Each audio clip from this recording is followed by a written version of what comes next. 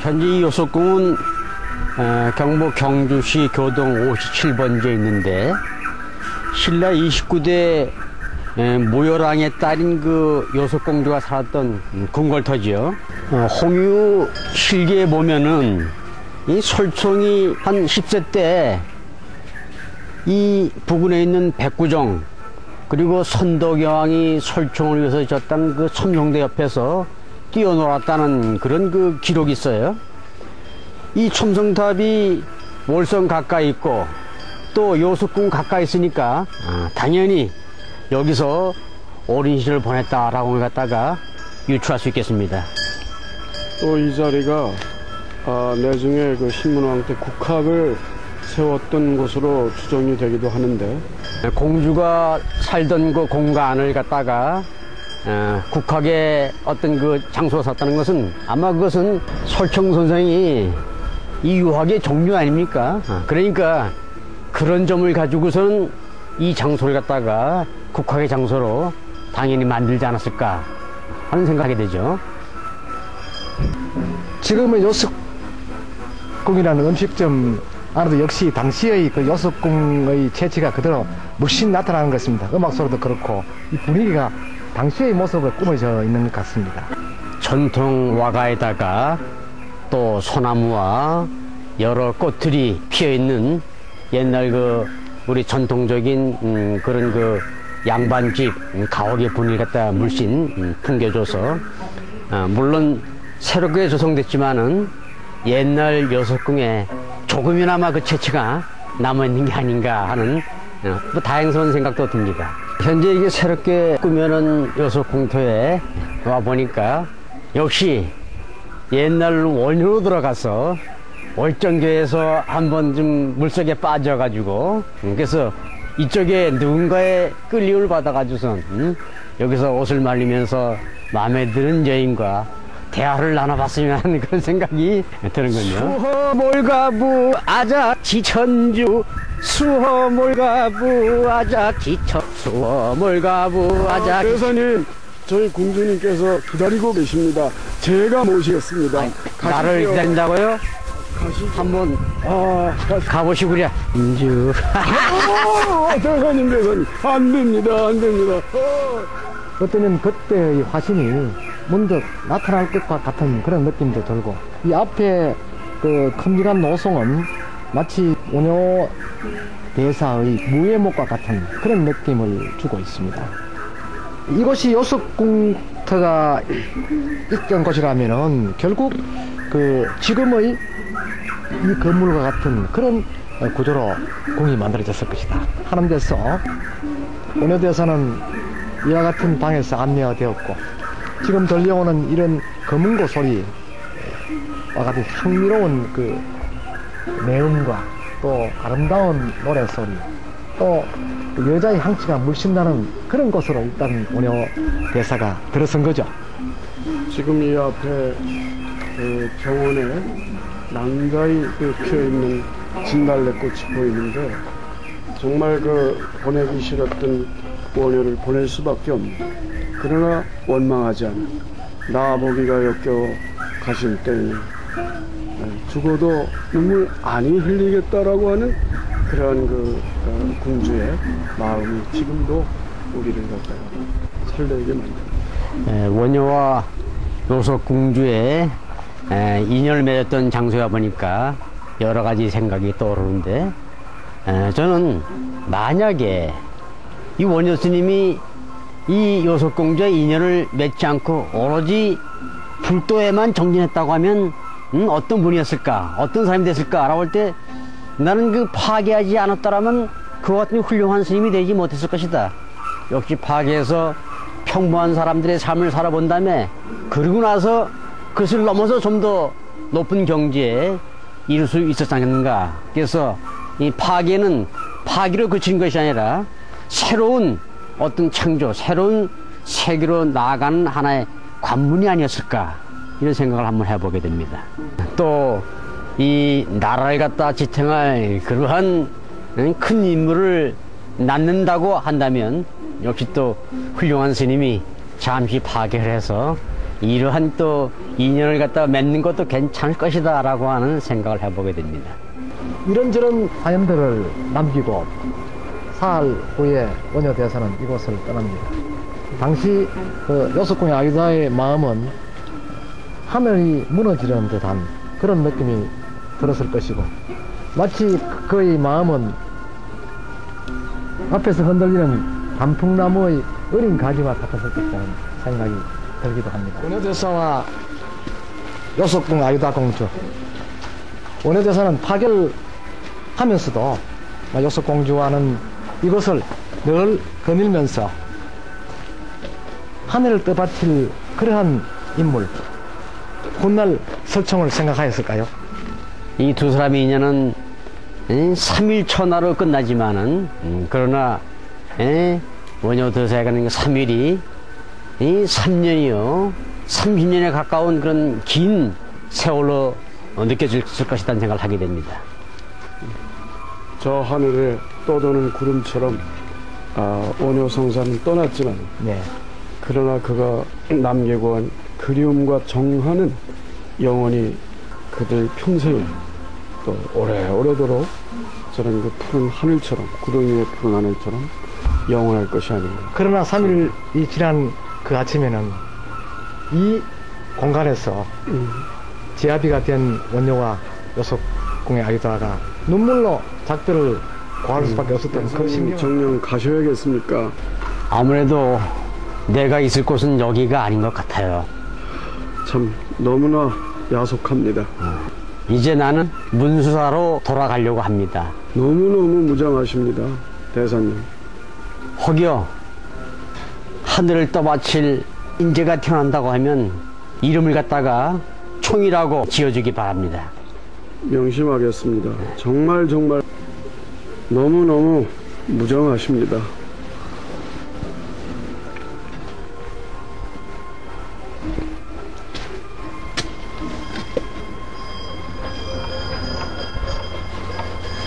지금도 이 요석궁 정문에는 궁녀와 같은 모습으로 아리따운 여인들이 들락거리고 있습니다. 공주가 결국은 원효대사와의 인연을 맺고 하늘을 떠받칠 그런 기둥, 그러한 아들을 얻기 위해서 결국은 남산에 있는 한 큰 바위 밑에서 지성을 드렸다는 이야기가 홍유 실기에 나타나 있습니다. 원효가 요석공주와 부부의 인연을 맺은 후 얼마 있어서의 이야기입니다. 이 경주 남악산 불굴암에 흰 구름이 자욱하여 사라지지 않는 그런 그 날이 3개월이나 지나도록 사라지지 않았습니다. 그래서 태사공 원효는 마음에 무언의 깨우침이 있어 그 신령스러운 기운이 가라앉자 부인 요석공주와 함께 남악산으로 들어가 정성을 다해 매일 다음같이 100일을 기도를 갖다 드렸다고 합니다. 산신이시여, 승려 신분이었던 저는 한 여자를 사랑하여 파괴한 몸이 되었습니다. 그러나 저의 파괴는 저의 개인적 욕심이라기보다는 이 나라를 지탱하는 대들보를 낳아보려는 마음에서였습니다. 만일 저희 부부에게 자식을 점지해 준다면 반드시 큰 인물로 키워보도록 하겠습니다 라고 기도를 드렸죠. 그러자 기도의 효임이 있어 요석공주는 태기가 있게 되었고, 신령스러운 기운을 타고 설정이 태어났는데, 설정이 탄생할 때도 역시 동남 방향으로부터 5색의 신기한 구름이 문 밖의 땅을 덮었다고 합니다. 갓 태어난 설총이 그 골격이 맑고 빼어나자 태사공은 설총의 목을 어루만지면서 이 아이는 필시 천인이 내려온 것이 분명하니 이름을 촌이라고 하자라고 했답니다. 바로 이곳이 여섯공주가 와서 이 백일 기도를 그렸던 그런 큰 바위가 아닌가 이렇게 생각이 됩니다. 지금까지 구전을 종합해 보면은 결국은 그 요석궁의 아유다 공주가 남편이었던 원효 대사와 함께 왔다는 그런 이야기가 되겠군요. 예, 그렇습니다. 그런데 송고성전의 그 기록에 보면은 요석궁에서 아유다 공주와 인연이 되었던 원효는 3일 후에 그 아유다와 작별을 하는 걸로 되어 있습니다. 그리고는 남산의 깊은 골로 숨어버렸다, 이런 기록이 있는데, 예, 그런 견은 이제 두 가지 서로 다른 입장인데, 이 아유다 공주와 원효 대사가 이곳에 같이 왔다라고 하는 것은 유교적인 관점이고, 아마 홍유 실기는 그런 유학자적인 입장에서 기록을 했을 것이고, 또 불가의 입장에서는 그런 인연을 맺은 후에 다시 이 불교로 들어가서 산소로 들어가는 것으로 이렇게 봤는데, 아마 그것은 이 유가와 불가의 두 가지 견해가 다르기 때문에 그런 의견이 있지 않았나 하는 생각을 하게 됩니다. 남산의 깊숙한 곳에 원효 대사 역시 큰 바위 밑에서 나는 어디로 가야 하나 하고 바위 벽 앞에서 자기의 지나온 과거를 그 참여하였다고 합니다. 그럴 때 세상으로 다시 나가라, 이러한 부처님의 목소리를 듣고 그는 그 이 계곡 쪽으로 고개를 돌리는데, 이 계곡 일대가 흰 안개로 가득하였다. 그런데 어디선가 여인의 목소리가 들려왔다는 것이죠. 그래서 원효 역시 그 여인의 목소리를 따라서 이 안개 속에 어떻게 저처럼 아름다운 여인의 목소리가 들리느냐, 그 애절한 여인의 목소리가 들리느냐 해서 바라보았을 때 어딘가 번듯한 그런 여인이었다는 것이죠. 그래서 자세히 살펴보니까 결국은 자기가 이전했던 아유다였다. 남산 곳곳에 불교 유적이 많고 탑과 불상이 많은데, 그 중에서 이곳이 가장 그 바위가 웅대하고 신령스러운 분위기이기 때문에 아마 와서 이 백일 기도를 드렸다고 하면 여기서 정성을 들여가지고서는 그런 그 기도를 갖다 드리지 않겠는가라고 하는 현장에서 보면 그런 생각을 하게 됩니다. 요게 이제 부처바위라고 해가지고 여기에서 이 바위에 있는 것을 기원을 하고 이 바위를 돌면은 영험이 아주 높다고 해가지고 많은 분들이 와서 여기서 기도를 하고 기원을 했던 그런 장소로 알려져 있습니다. 뭐야고 원효대사하고 관계가 깊어가지고 혈통을 낳으신 여섯공주님이 요 바위, 이 부처바위에 와가지고 기원을 하면서 도리를 해가지고 많은 그 영험을 봤다는 그런 전설이 있습니다. 이곳은 탁골바위가 있는 그 위쪽에 그 남편에 있는 그 여러 마의 불상이 조성된 곳입니다. 이 불상들을 쭉 살펴보면은 그 신라 당시에 조성된 불상으로 이해가고 있고, 이 앞에 보면은 선님의 상이 한번 그려져 있습니다. 그렇다면 이 일대에서 기원을 하였던 그 요석궁의 아유다 공주, 또 그와 그 못지않게 훌륭한 자식을 기원하였던 원효사, 이분들의 마음이 합쳐진 곳이 이곳이 아니겠나 하는 생각이 또 들고, 경주시내 많은 그 바위에 마예불 형식으로 불상이 조성되고 있습니다만 안면과 같이 성녀의 모습이 그려진 곳은 이것뿐입니다. 그래서 여러 가지 설은 있습니다만 이 앞에 보이는 이 바위면에 그려진 성녀상이 원효 성사가 아니겠느냐 하는 생각도 하게 됩니다. 구전에 따르면 이 요석공주가 이 큰 바위를 돌면서 솔초를 낳기를 갖다 기원했다는 말이 있죠. 그러한 전설이 전하면서 누군가 이 부분에 이런 그 불상을 해서 하면서 실존 인물이었던 원효 성사의 모습을 고려하면서 있는 그 모습 그대로 이렇게 조각한 것이 바로 저상이고, 그렇다면 저상은 바로 원효 스님을 나타낸 것이 아닐까 이렇게 생각을 해보게 됩니다. 여기는 여천동 유곡동이라는 그 동을 표식하고 있습니다. 우리들은 유곡동 쪽으로 들어가 보겠습니다.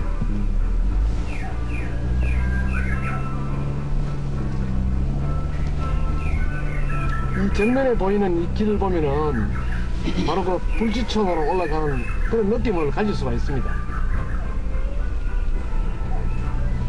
지금 우리가 설총의 탄생지를 찾아간 거죠? 예, 설총의 그 탄생지하고 또 거의 아버님이신 그 원효성사의 그 고향 불지천으로 지금 찾아가고 있습니다.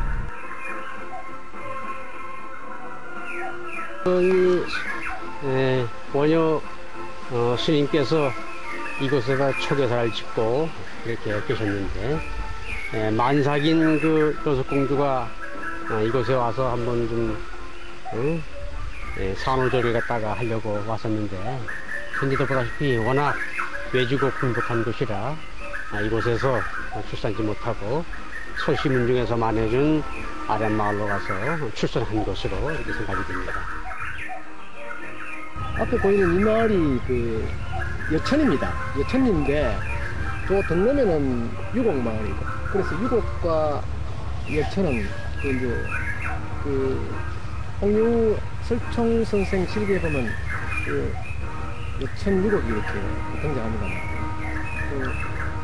그 유천이란 그 지명, 지금은 이제 여천으로 되어 있습니다. 이 앞마을이 되겠습니다.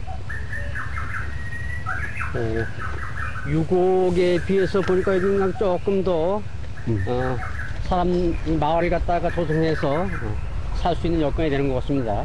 그래서 설총이 실제로 유곡에서 태어났지만은 좀 더 살기 좋은 이 유천으로 이렇게 이걸 해가지고 여기서 어린 시절 갖다가 보내지 않았는가 이렇게 생각이 듭니다.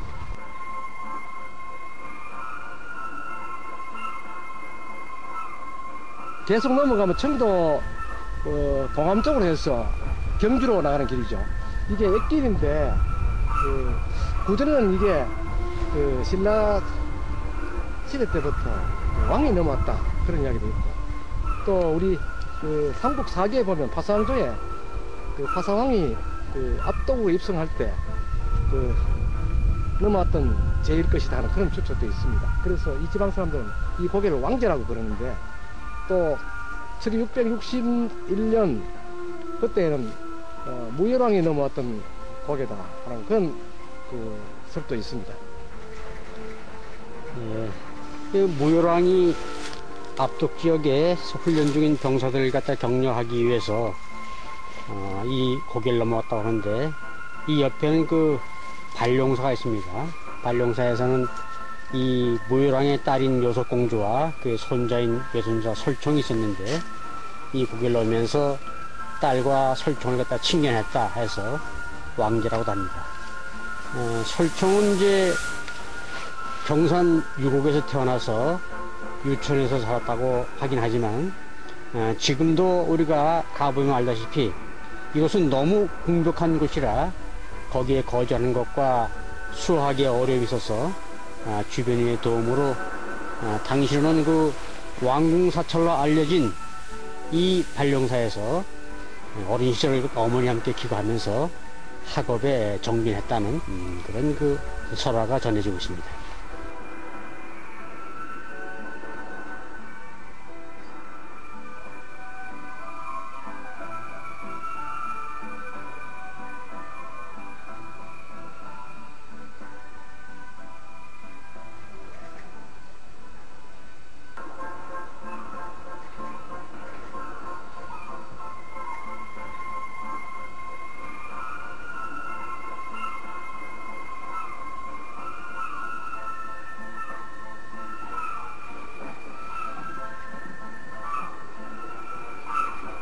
이곳은 그 구룡산 발룡산 아래에 있는 그 발룡사입니다. 올 때마다 그 정겹고, 또 가장 그 마음이 와닿는 것은 아름다운 여인 여섯공의 아이다 공주가 이곳을 오갔다는 것, 또 그의 아들 설총도 왔다는 것, 이런 것을 생각할 때는 마치 그 옛날이 지금 현재에 와닿는 것처럼 그런 아름다움을 느낄 수가 있습니다. 전해오는 얘기에 의하면 아유다 공주와 설총 선생이 여기서 일정 기간 지냈다고 하는 그런 설화가 전해지고 있는데, 경산에 이제 그 유천동에서 태어나서 거기에 넘어 있는 여천동에서 자라면서 아무래도 거기가 생활할 수 있는 여건이 마땅치 않아서 아버지는 원효대사가 창건한 이 발룡사로 이렇게 와가지고선 여기서 어린 시절을 보냈고 또 어린 시절 보내는 과정 속에서 왕제를 넘어온 외할아버지인 무열왕도 만나는 그런 기회가 있었지 않았나. 그런 그 의미 깊은 사찰이 바로 발룡사가 아닌가 하는 생각을 하게 됩니다. 설총 선생이 이제 여기서 자랐다, 그리고 공부를 했다. 그러면은 이제 설총 선생이 여기 자랐으면은 원효는 그게 부친이 되니까 그 자동적으로 연관이 있을 거고, 그리고 이제 무열왕은 이제 외할아버지가 되니까 자주 이제 오셨을 거고, 이제 베일 속에 가려져 있습니다만은 요속공주, 아유다 공주도 이런 낭만과 이런 멋을 이제 즐기면서 여기서 사셨고, 그리고 이제 원효를 기다리고, 그러면서 그 아들인 이제 설총의 온 정성을 들여서 교육하고 키우고 그런 어머니 이제 대표적인 표상이 아닐까, 저는 그리 생각합니다. 앞에 보이는 이 산이 그 발룡산인데, 그 해마다 10월 중순경에 그 원효설총 요속공주에 대한 그 제외 행사를 발룡사에서 펼쳐오고 있습니다. 그런데 그 발룡사에서는 이곳 주변의 어떤 구점, 설화, 전설 이런 것들을 통해서 원효설총 그 요속공 아유다 공주가 이곳에 왔다. 왕실에 사람들이 많이 들락거렸던 그런 사찰지다. 그리고 본래의 사찰 이름은 신흥암이나 그 뒤에 그 반용사, 지금은 반용사로 바뀌었다. 반용사로 바뀌게 된 주 원인은 당시에 국왕이 이 산을 통해서 넘어왔다. 그래 함으로 해서 이제 국왕을 이제 그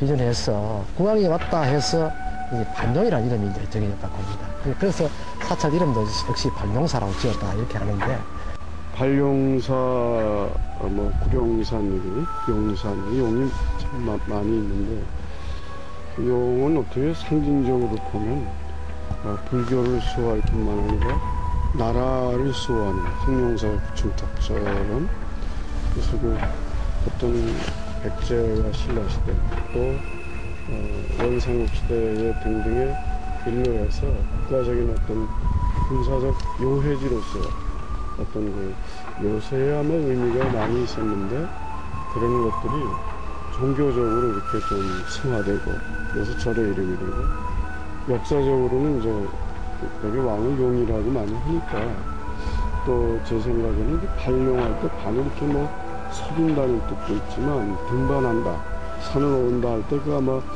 그런 의미로 썼는데, 어떻습니까? 그 실제로 그 설총 선생님의 경우는 홍유가 그의 여러 가지 업적으로 볼 때 역시 그 유교에 있어서는 참 용과 같은, 직접 왕이라고 할 수는 없더라도 그런데 좀 비유할 수도 있지 않을까 모르겠는데. 글쎄 현재 남아있는 기록을 본다고 하면은 우리나라의 유학의 체계를 갖다가 세우는데 설총한 역할은 이 정치를 하면서 왕이 했던 그런 역할과 같지 않은. 홍룡의 실기에 의하면은 설총의 유년기에는 이곳 첨성대 일대에서 아이들까지 뛰놀았다는 거 아닙니까? 이 설총이 어디서 언제 어린 시절 보냈느냐 따져보면 장소를 갖다 한 군데로 정할 수는 없어요.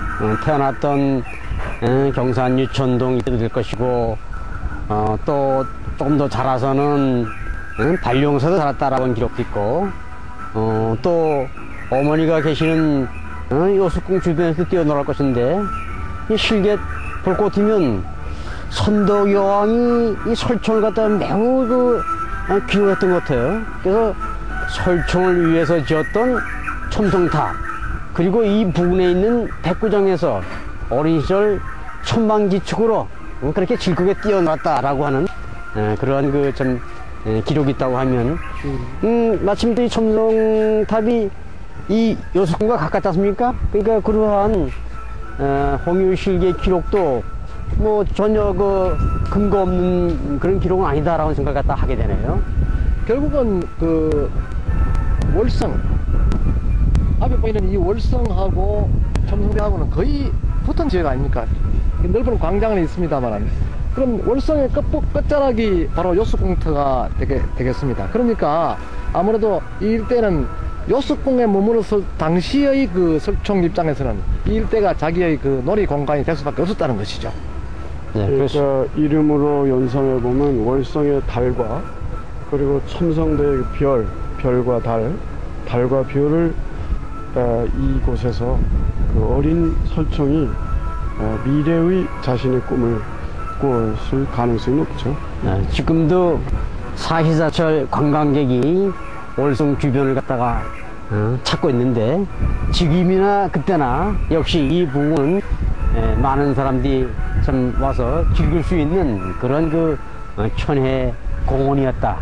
또 그런 지역 옆에 설총에 살았으니까 당연히 이 월성을 거쳐서 백구정과 이 첨성탑 주위에서 마음껏 뛰어놀았다라고 생각을 할 수 있겠습니다. 어머니 손에 이끌려서 그 나들이를 나왔던 곳, 또 자랐던 곳이 이 일대라면 결국은 아버지의 원녀와 만남은 이곳에서 없었다는 것이죠. 그러니까 동무들과 같이 놀면서도 항상 동무들에게는 그 아버지가 그 성역이나 아버지가 없다는 그런 데서 상당한 놀림을 받았다.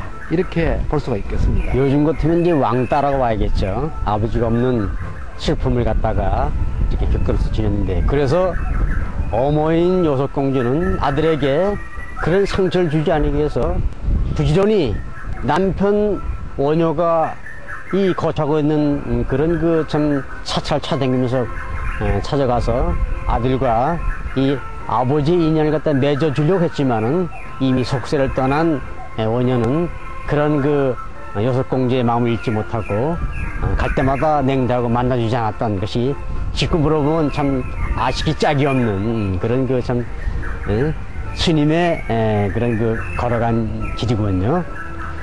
요속공주 입장으로서는 아들 설총을 기르면서 그 아버지라는 그런 존재, 아들의 아버지라는 그 존재를 생각할 때마다 많은 아픔이 있었으리라 이게 생각합니다. 뭐 하는 거야? 어서 오시네. 왜 이렇게 오셨나? 아, 같이 놀아줘. 아이고, 자네는 나하고 같이 놀 수가 없잖아. 왜? 우리 아버지 없다고? 아이고, 뭐, 옷도 뭐, 중 비슷하게 입고 와가지고, 뭐, 자꾸 날 보고 놀자 하는 그 말이 되겠나? 아버지도 없잖아. 우리 아버지가 왜 없어? 우리 어머니가 날 데리고 시간만 되면 아버지 쳐다니는데 우리 아버지 한번 내가 데려와 볼까?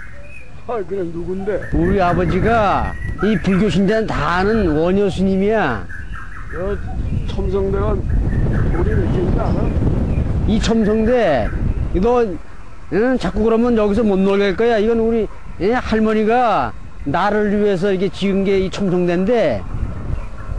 그래, 총이 얘기도 일리가 있어. 일리가 있어. 그러니까 내가 우리 아버지 한번 데려올 테니까 우선 나하고 같이 놀아줘. 자, 그럼 여기는 꾼을 넣어봐. 자. 그래.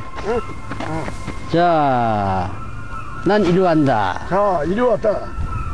나는 이리 간다. 아무래도 총이 너하고는 같이 못 놀겠다. 나중에 보자. 그래, 그러면 내가 우리 아버지 데려올 테니까 그때는 친구 해주는 거야? 알았어. 이곳은 경주에서 천량되는 이 소요산 자지암이 있는 곳으로 요속공주가 아들 설총을 데리고 남편 원효대사를 갖다 만나기 위해서 찾아와서 기거했던 요속궁터입니다.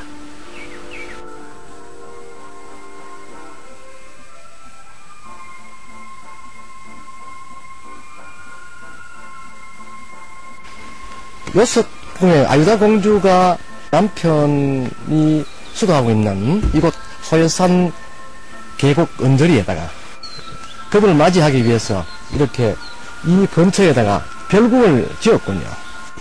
원효대사를 만나기 위해서 이 요석공주는 원효대사가 기거하는 곳이면 여러 곳을 갔다가 찾아다녔는데, 특히 여기 와서 이 요석궁지까지 저 가면서 남편을 갖다 만나길 희망했다라고 하는 거 보면, 여기 있을 때는 이 아들 설총이 어느 정도 컸기 때문에 여기 와서는 아버지를 한번 꼭 만나게 하고 싶었던 그런 장소가 아닌가라고 생각을 하게 됩니다. 요석궁 아유다 공주의 그 사랑은 예질했던 모양입니다. 그렇죠.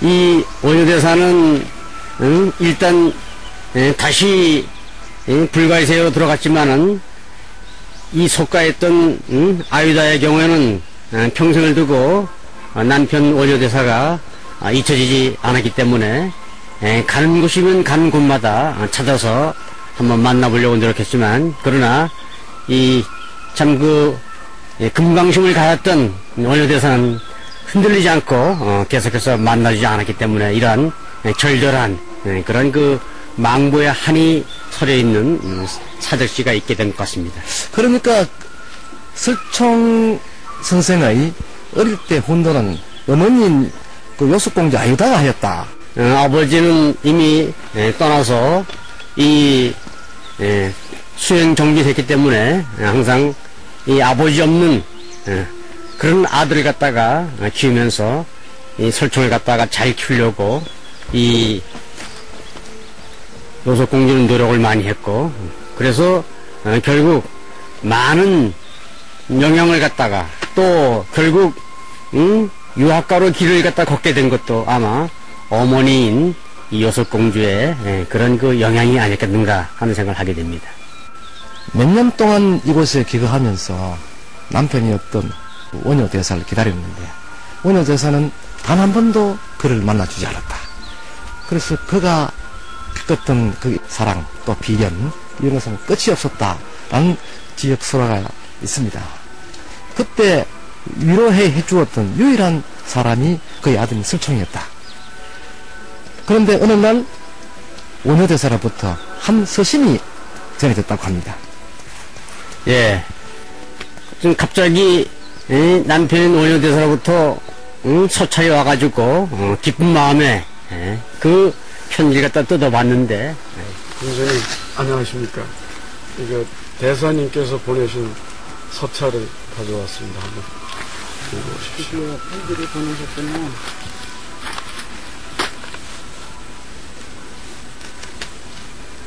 어머님, 아버지께서 보내오신 서찰이십니까? 그렇구나.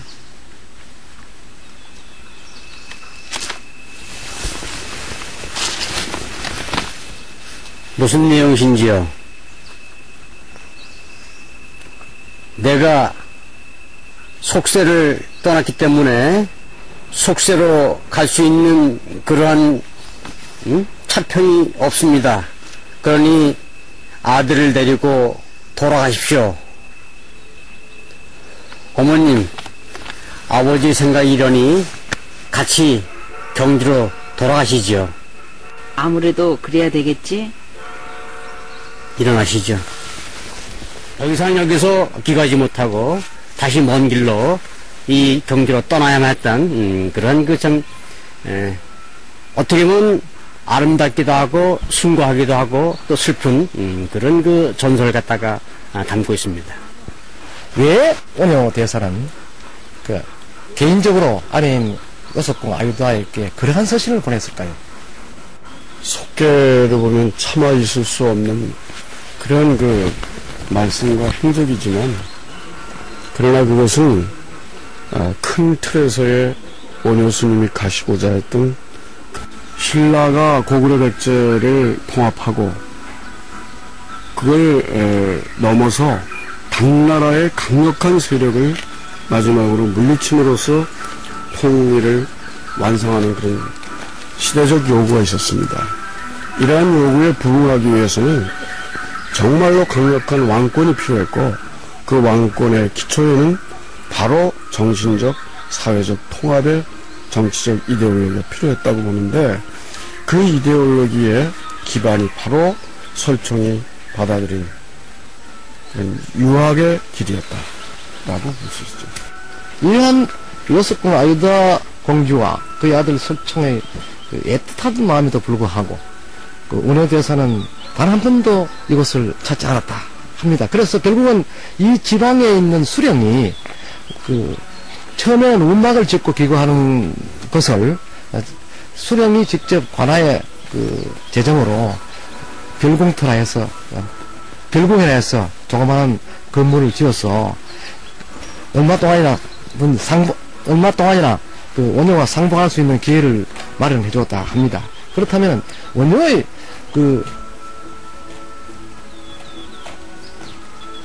원효의 깊은 뜻이라면 무엇이겠습니까? 아마 그것은 원효가 자기 자신의 색종 때문에 자신의 색상 때문에 파기한 것이 아니라 중생을 구도하기 위한 파기였기 때문에 또다시 속과의 인연에 매이고 또 이 아내를 찾고 아들 산다라고 하면 자기의 기본적인 마음이 흔들리기 때문에 흔들리지 않고 자기가 생각했던 그런 그 수도자의 길을 갖다가 영명정진하기 위해서 냉정하게 속과와 인연을 갖다가 끊으려고 한 것이 아닌가 생각이 됩니다. 결국은 그 원효 대사가 파괴에 접어들었을 때 그가 주창한 수호 물가부 아작지 천주를 결국 실천하기 위해서 그러한 그 만남을 결렬시켰다 이렇게 볼 수도 있겠습니다. 예. 앞에 이 그 교각이 원요교입니다. 그러니까 원효와 요석을 결합시키는 그러한 다리다. 그 오작교와 같이 그 만남의 어떤 그 다리다 이렇게 볼 수가 있습니다. 예, 다리 이름을 아주 재미있게 지었군요. 실제는 원효와 요석공주가 만나지 못한 그런 그 참 아쉬움이 있지만은 우리 후대 소빈의 입장에서는 두 사람이 만나야만이 되지 않겠는가라고 하는 간절한 염원이 있기 때문에 이제라도 원효와 요석공주가 만났으면 좋겠다라고 하는 꿈을 그리기 위해서 다리 이름을 갖다가 원효와 요석을 따서 원요교라고 이렇게 지은 것 같습니다. 원효 대사가 자기가 수도하고 있는 토굴에서 그 잠시 탁발을 하러 나갔을 때는 이 계곡 길을 지날 수밖에 없습니다. 그렇다면은 그 길 언저리에 바로 요석궁에 일궁을 지어놓고 그의 아들과 아내가 그를 맞이하기 위해서 노심초사를 하고 있었을 것입니다. 그렇다면 과연 원효는 이 길을 어떻게 지났을까요? 바로 길 옆에 자기의 부인 요석공주와 아들인 설총이 있다는 소식을 갖다가 알고 있기 때문에 그 앞을 갖다가 지나면서 그냥 모른 척 할 수는 없기 때문에 나라고 한다고 하면 조금 우회해서 다른 길로서 이렇게 나가지 않았겠는가라고 생각을 해보게 됩니다. 그러니까 이 우회 도로를 지금도 내놓는다 합니다. 그래서 이 우회 도로에서 이 요석 별궁으로 건너는 이런 조그마한 다리를 놓아둔다 합니다. 아마 예. 그 당시에는 징검다리였었는데 지금은 그 아주 그 현대식으로 이렇게 다리가 세멘트로 잘 만들어져 있거든요. 예. 그래서 원효가 내려가는 길하고 요석 별궁이 있는 곳하고 서로 만나도록 연합하도록 하기 위한 그 후대 사람들의 지혜가 아니겠는가 이런 생각이 듭니다만. 예, 그렇습니다. 원효 대사가 지금의 자제함이 있는 그 부근의 그 토굴에서 정진하고 있을 때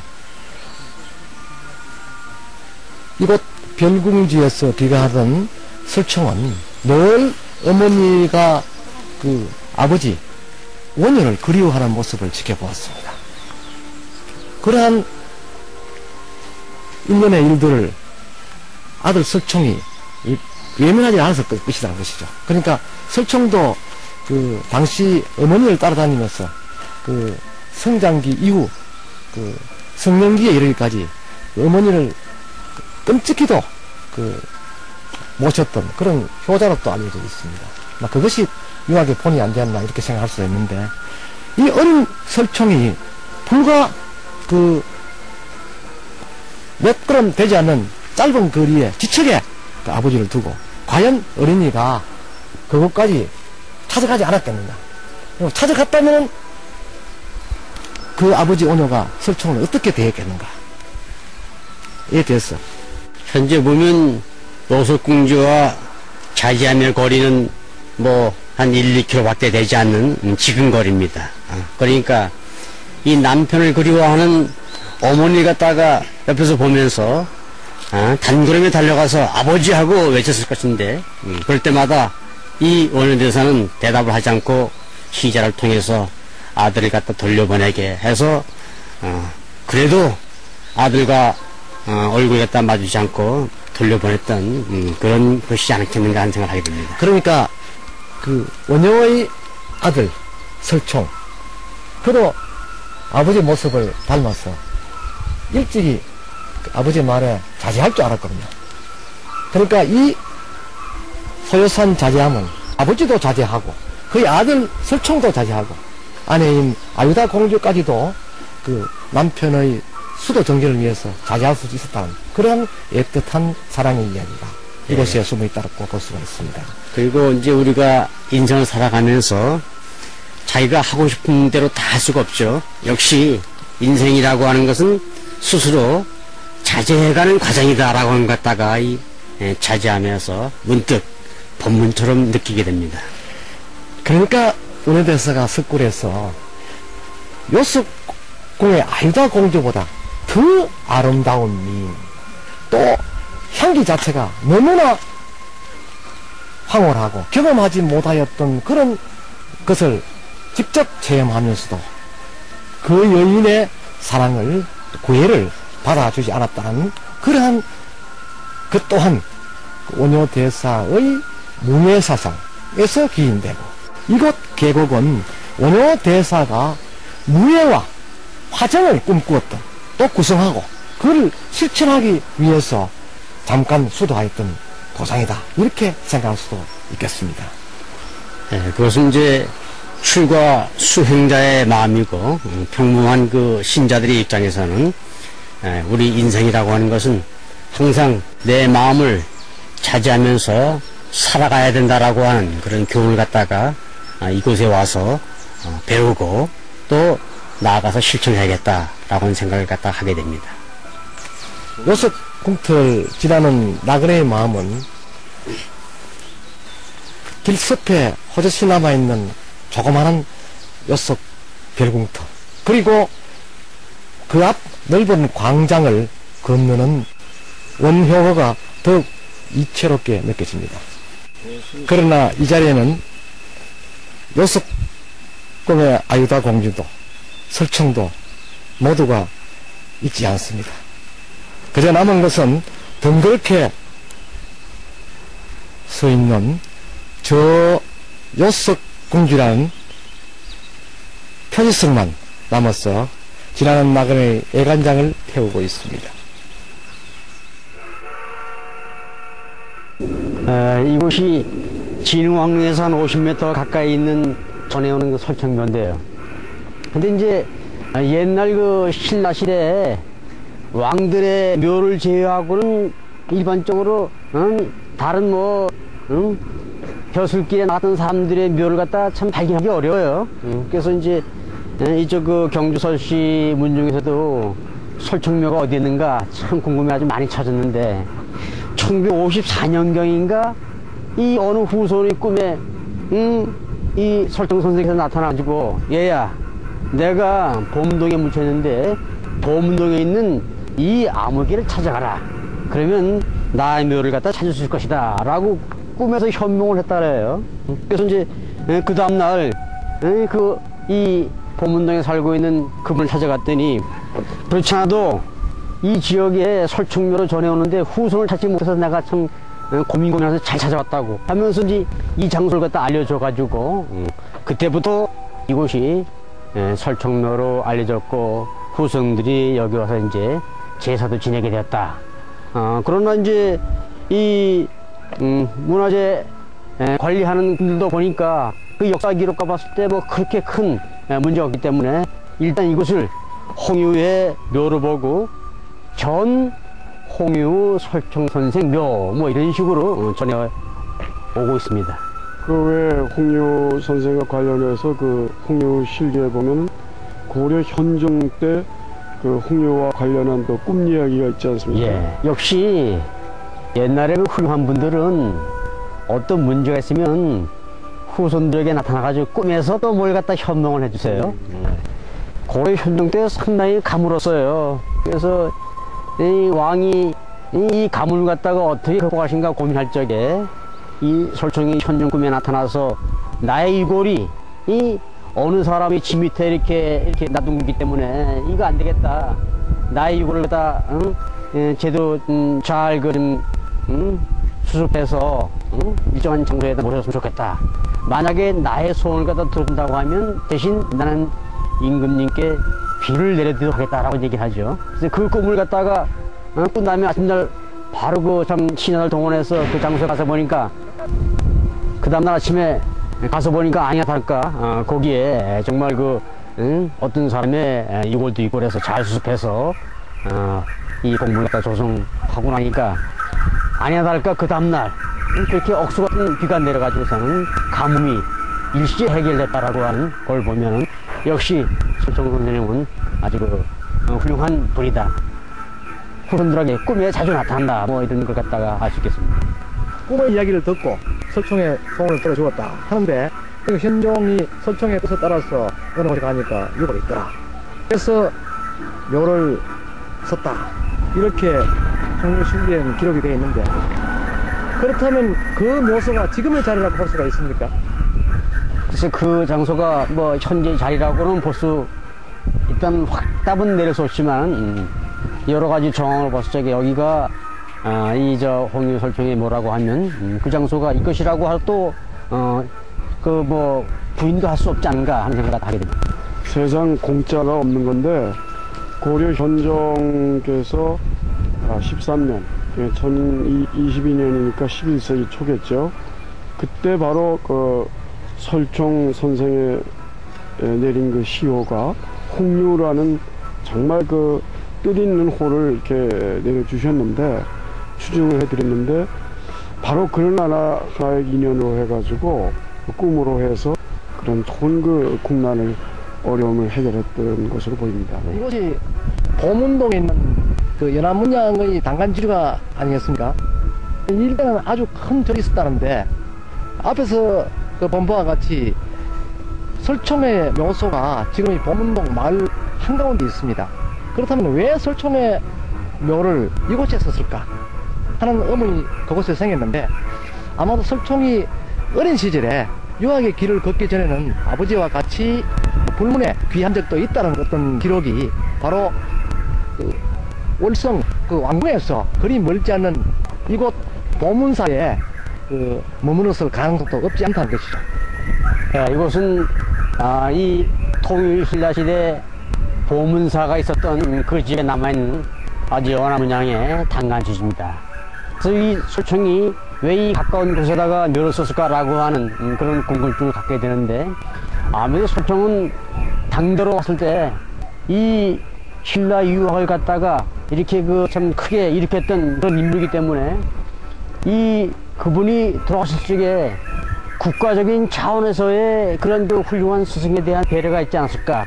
아무래도 그러려고 하면은 이 경주 국가에서 가까운 곳에 모시지 않겠습니까? 아마 그래서 여러 곳을 갖다가 이제 묘소를 갖다가 고민했을 것이고 혹시 어릴 적에 잠시나마 이렇게 불문에 입문했을 적에 그 가까운 지역을 고려하다 보니까 그 지역이 보문사였기 때문에 보문사가 가까운 곳에다가 설총묘를 갖다 조성하지 않았을까 이렇게 생각이 됩니다.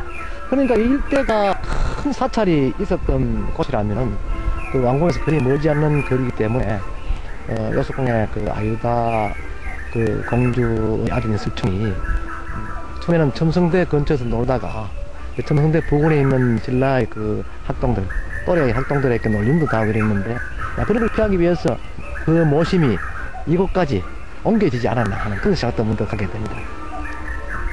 저 당간지조에 보이는 저 연화문을 보게 되면 말 그대로 돌에 새긴 연꽃인데, 영원히 그 설총 홍유 선생의 그 업적을 기리고 그분의 명복을 빌기 위한 하나의 어떤 그 발언이 저렇게 돌 위에 새겨진 꽃으로 오늘날까지 보여지고 있다고 생각됩니다. 그 당간지조 위에 긴 깃대를 달면은 여기서 홍유 설총 선생의 그 노소라는 곳까지는 충분하게 보이는 그러한 위치가 됩니다. 이곳은 경주시 서학동에 있는 서학서원입니다. 서학서원은 조선 명종 때 경주군 이정이라는 사람이 김유신을 갖다 모시기 위해서 세운 사당이었습니다. 당시 유림에서 이 설총과 최치원의 위패도 같이 모실 걸 건의하자 이 경주 부유는 퇴계 이황 선생과 상의를 해가지고 이곳에 함께 모시게 되었습니다. 그때 퇴계 선생은 서학성이라고 이름을 짓고 직접 현판을 써서 이곳에 내렸다는 그런 얘기가 전해지고 있습니다.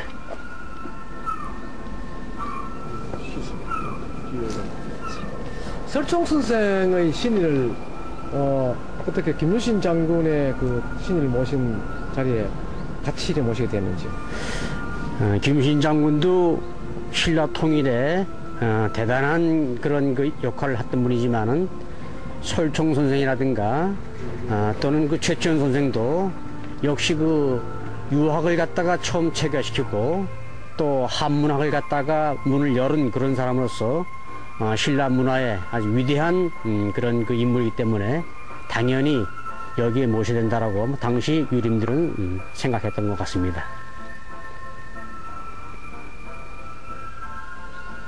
서학서는 결국 이제 김유신을 중심, 김유신 삼국 통일 주역인데 주역하고 신라의 사문장하고 몽골을 같이 모셨는 게 그렇게 특별히 서학서를 중시한 것은 김유신 장군이 그 삼국 통일을 함에 있어서 서쪽에 있는 백제를 공략하는 그런 아마 정신을 기리고 더 나가서 이 뒤에 있는 것이 이제 소위 누구죠? 그 이제 사소 부인을 갖다가 기리는 서학 신모를 모시는 그 신당이 있기 때문에 그런 측면에서 호국과 그리고 하나의 어떤 그 시조의 어떤 그 건국 정신을 함께 아우르고 그리고 더 나가서 어떤 그 문물을 갖다 겸전하는 그런 의미로 해서 서학의 정신을 좀 더 강조했던 게 아닌가. 그 서학서원과 설총과 연계해서 스토리텔링을 한다면 그 구성점은 무엇을 하게 되겠습니까? 아무래도 이제 서진 정책과 더불어서 서쪽에 가면 이제 그 중국, 인도가 있지 않습니까? 그래서 이제 그런 어떤 각 나라 말하자면 중국을 갖다가 완전히 이제 그 세력을 내몰고 삼국 통일을 완성시키는 그런 정신이 현실적으로 있었지 않았겠는가 그런 생각이 들고, 그다음에 이제 종교적으로는 인도 쪽의 불교를 생각한 왕생 분양하는 소위 그 서왕 정토 사상이 그 밑바닥에 있음을 우리가 떠올리면서 이렇게 잘 조율하면 좋은 이야기거리가 되지 않을까 그런 생각입니다.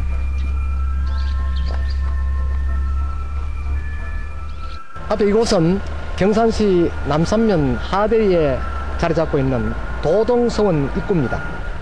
이 서원은 남쪽으로 현성산을, 서북쪽으로는 경주를 향하는 길목에 서 있습니다. 아득히 앞에 보이는 저 산이 현성산입니다. 그렇군요. 본래 이 성원은 도동제였었는데 최근에 와서 도동성으로 이렇게 개칭하였습니다. 이 길을 쭉 올라가면 불과 한 100여 미터 지점에 도동성원이 있습니다. 그리고 서남 쪽에는 현성산이 길게 이렇게 대구와 연결되어 산맥이 아주 길게 대구와 연결되어 있습니다. 그런데 그 현성산에서 경주로 가는 길목에 도동제를 건립한 것이죠. 도동제라는 도라는 그런 의미도 있고 또 길이라는 의미도 있습니다. 그러면 도의 동쪽, 길의 동쪽이라는 두 가지 의미로 해석이 되는데 그 동은 해동이고 신라라고 보면 앞에 길도자는 길을 터놓았다, 인도했다, 그렇게 볼 수 있죠. 홍유 설총 선생이 신라 신문왕 때에 국학을 세움에 있어서 유학, 다시 말하면 성리학을 들여와서 국학을 세웠던 것을 우리가 기억합니다. 그러니까 종합해서 말하면 국학의 도, 다시 말하면 유도를 해동, 신라 땅에 도입하고 세웠던 그런 후학들의 학문의 조정이 됐다, 이렇게 볼 수 있을 겁니다. 제당을 오르는 입구에는 대나무 밭이 이렇게 곱게 뻗어져 있습니다. 이것도 역시 그 설총 선생의 어떤 기상과 관계가 있겠죠. 상징성을 우리가 떠올리면 서리가 내려도 눈이 내려도 대밭은 파랗다, 푸르다고 하는데 이름하여 오상고절이죠. 그분의 학문을 향한 나라 사랑에 대한 그런 변하지 않는 백절불굴의 지조를 뜻하고도 나눔이 있다, 그렇게 보여집니다. 이 지방 그 유림들이 처음 도동제라는 이름으로 이 사후를 건립할 때 그 설총이라는 존재를 상징화시키기 위해서 이러한 그 대밭을 조성하지 않았나 하는 생각이 듭니다만. 그래요. 지금 그 대밭 주위에 그 많은 그 새들이 와서 잘 울고 있는데 마치 그 어린 그 홍유 선생이 글을 읽는 그런 소리를 오늘에 와서 다시 재현하는 것 같은 그런 느낌 듭니다. 설총의 어린 화신이 조화가 되어서 우리들 앞에 나타나서 마치 고향의 후인들을 만나주는 듯한 그런 정겨움이 보이는 듯 하군요. 도동서원의 모습입니다. 그러나 며칠 전까지만 해도 도동제로 또 걸렸다가 그 앞전에 또 도동서원을 걸렸다가 이 반복이 이어지고 있습니다. 도동서원 측에 의하면은 자인향교 유림들이 설총 선생의 신의를 모시는, 즉 향사를 올리는 곳에 지금 또 저 앞에 보이는 것 같이 경모사라는 별도 사후가 지금 건립되어 있습니다. 그러니까 여기서 매년 3월 첫정에 향사를 올리고 있죠. 그러한 상태에서 도동제라는 이름은 지역 유림들이 쉬어가거나 모여서 회의를 하거나 그들이 학문을 정진하는 그런 거처라 이렇게 볼 수가 있는데, 지금 명실상부하게 그 사후를 건립하고 제를 올린다는 것은 결국 성원으로서 충분한 존재적 의미가 있다, 이렇게 판단을 아마 자인 유림들이 하였던 모양입니다. 아주 잘한 일이죠. 도동제라고 관습적으로 이 마을에서 이 고장에서 불려왔던 것도 사실이고, 또 도동서원으로 해야 옳다라고 하는 의견도 또 이 뜻있는 유림을 중심으로 하는 뜻있는 분들의 의견이라고도 볼 수 있는데, 제가 볼 때는 도동서원이라고 하는 것이 적격하지 않을까 그런 생각이 듭니다. 특별히 이 홍유 설총 선생의 어떤 우리 학문의 역사를 볼 때는 정말로 위대한 그런 아주 성현이시죠. 이런 분을 모시는데 무슨 도동제니 도동서원이 그게 문제가 아니고 기왕이면 좋은 뜻으로 후학들에게, 후세들에게 남겨주는 것이 문화유산을 우리가 지켜가고 잘 갈고 닦는 그러한 길이 될 수 있다. 그런 의미에서 도동서원이 바람직하다. 그렇게 생각합니다. 최근에 그 새로운 그 모습으로 도동서원이라는 현판을 걸어두었습니다. 그 옆에는 해경당이 있고,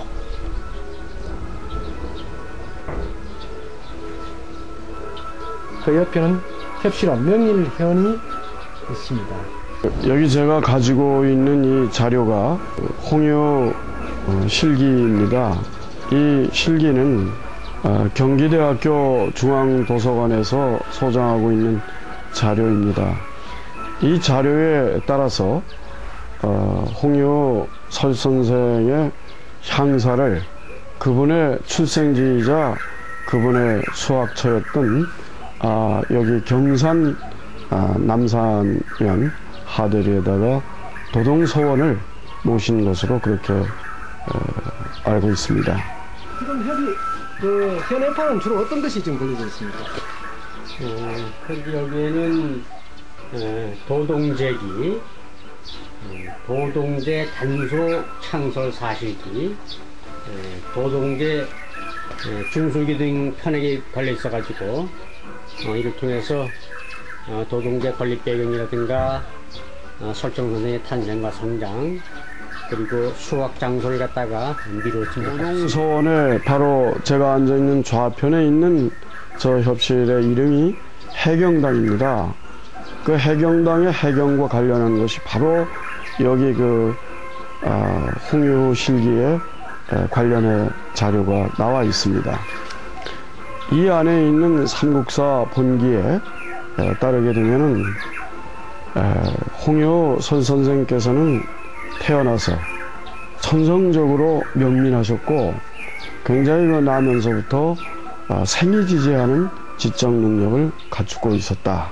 그렇게 되면서 자라서는 널리 모든 학문에 두루 섭렵을 하셨고 그렇게 해서 선송문했다. 다시 말하면 한문에 우리말식 한자를 다는 그것을 부칠속자 구럴문자 송문이라는데 이 송문에 능했다. 여기 착할 선자는 능했다.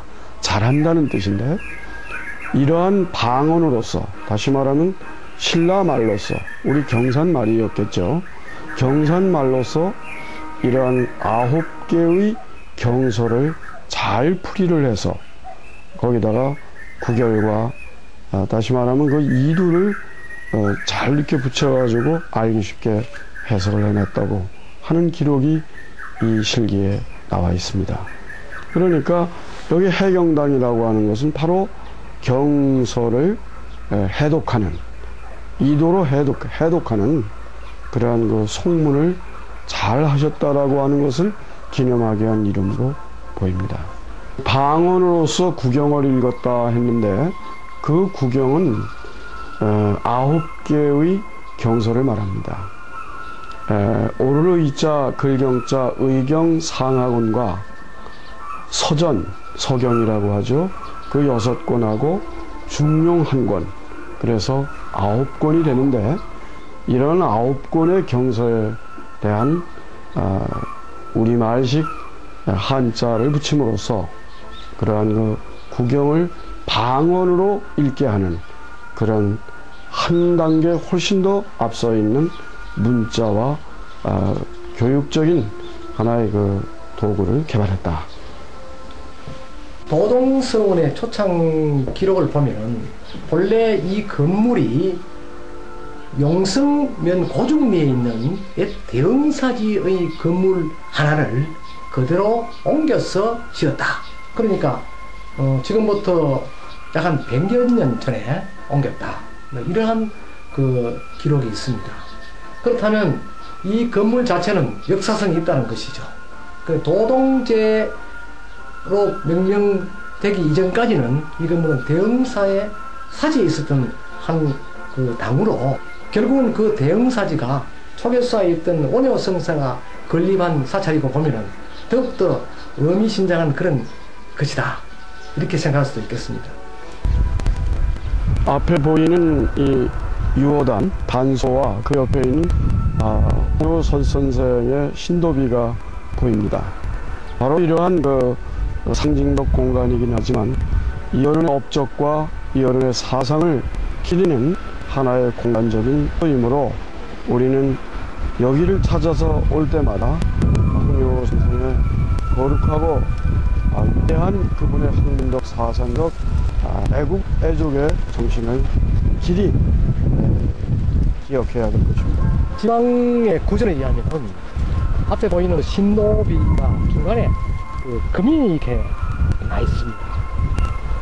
이 본래는 이 신도비가 그 희성산 중에 신림사 부근에 있었는데 그 설총 선생이 훗날 공元 18년으로 이렇게 모셔지고 이러하니까 그 형성산 아래 계곡에는 수많은 전국 유학들이 몰려들었다고 합니다. 상대적으로 그 지방에 살던 사람이 그 찾아오는 유학들의 치닫거리에 상당히 많은 힘이 들었다고 그러죠. 그래서 그 앞에 보이는 이 설총 선생의 비석을 위해버리면은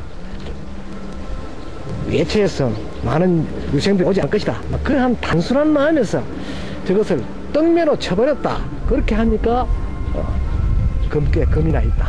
라는 그런 설이 있습니다. 그런 경우가 더러 왕왕 있습니다. 지금 저 경모사 남편에 그렇게 크지는 않지만은 저 지금 새들이 날고 있는 저 나무가 바로 은행나무고, 남동편에도 상당히 오래된 듯한 그런 은행나무가 보입니다. 이 은행나무는 대략 그 서원이 있는 곳에, 향교가 있는 곳에 많이 세우는데요. 원래 홍효 설총 선생의 국학을 세웠다고 하는, 거기에 국은 바로 나라에서 세우는 국학을 말하고, 또 학이라고 하는 것은 향교를 말합니다. 대개 그 향교에 가보게 되면 저런 은행나무가, 오래된 은행나무가 연년새새 그 위용을 자랑하고 있는데요. 은행은 말 그대로 웬만한 불이 나도 잘 타지를 않습니다. 또 오래도록 살기 때문에, 곧게 자라기 때문에, 그래서 암수가 분명히 그 구별이 되기 때문에 유교에서 말한 삼강오륜을 그대로 상징하고 있다, 그렇게 볼 수가 있죠.